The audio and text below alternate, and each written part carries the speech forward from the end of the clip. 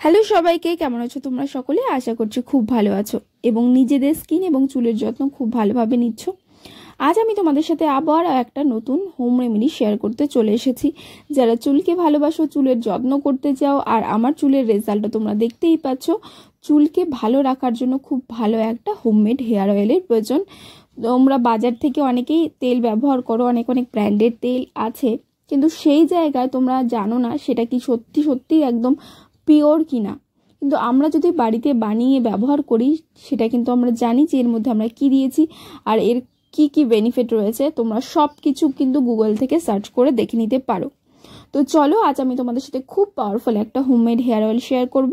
তো তোমাদের পুরো ভিডিওটা কিন্তু অবশ্যই দেখতে হবে, আর ফ্রেন্ডস ফ্যামিলি সবার সাথে ভিডিওটা শেয়ার করে নিও।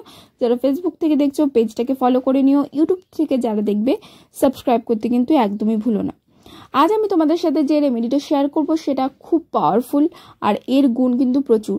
তো এখানে আমি কি কি নিয়েছি তোমাদের সাথে শেয়ার করছি। প্রথমে এখানে দেখতে পাচ্ছ আমি আমলাটাকে ক্রাশ করে নিয়েছি, তারপর নিয়েছি জবা ফুল, দূর্বা নিয়েছি, হিবিস্কাস মানে জবা ফুলের পাতা নিয়েছি, কারি পাতা, নিম পাতা আর ভৃঙ্গরাজ গাছ। এই সবগুলোকে আমি একটু ভালোভাবে ধুয়ে রোদ্রে মানে জলটা শুকনো অবধি রেখেছিলাম।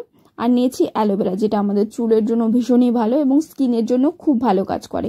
এই সবগুলোকে কিন্তু আমরা আমাদের বাড়ির আশেপাশে পেয়ে যাব।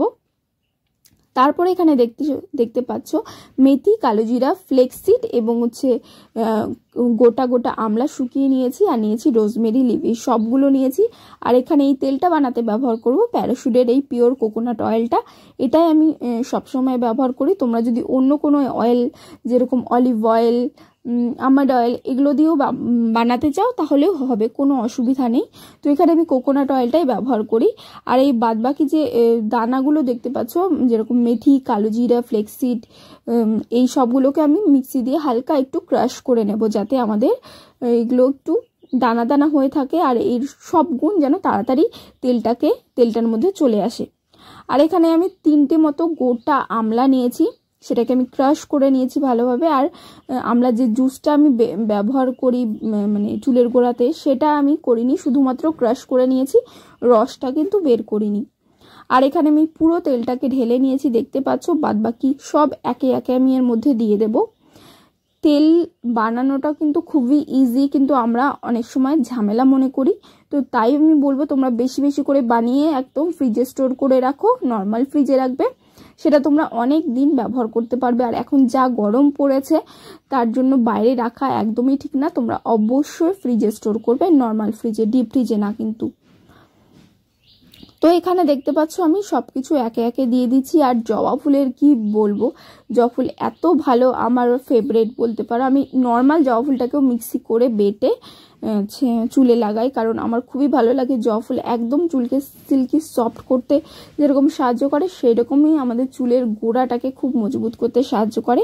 বাদ বাকি যা যা নিয়েছি, নিম পাতা, কারি পাতা, জবা ফুলের পাতা, ভৃঙ্গরাজ গাছ, অ্যালোভেরা, সব কিছু কিন্তু এর মধ্যে দিয়ে দিয়েছি। আর অ্যালোভেরাটাকে আমি কিন্তু একটু ছোট ছোট ক্রাশ করে নিয়েছিলাম।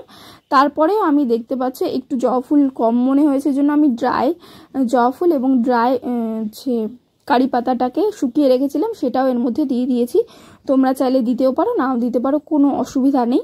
তারপরে আমি গ্যাসে বসিয়ে দিয়েছি, একদম লো ফ্লেমে করতে হবে খুব ভালোভাবে। এটাকে 15 থেকে 20 মিনিট মতো গ্যাসের ওভেনে লো ফ্লেমে রেখে এটাকে আমাদের ফুটিয়ে নিতে হবে, যতক্ষণ না পর্যন্ত এই সব কিছু একদম নরম আর কালার চেঞ্জ হয়ে যাচ্ছে তেলটা, ততক্ষণ পর্যন্ত তোমরা বুঝতেই পারবে যে এটা একদম রেডি হয়ে গেছে। দেখতেই পাচ্ছ একদম সবকিছু নরম হয়ে গেছে আর তেলটা একটু হালকা হালকা কালার ছাড়তে শুরু করে দিয়েছে।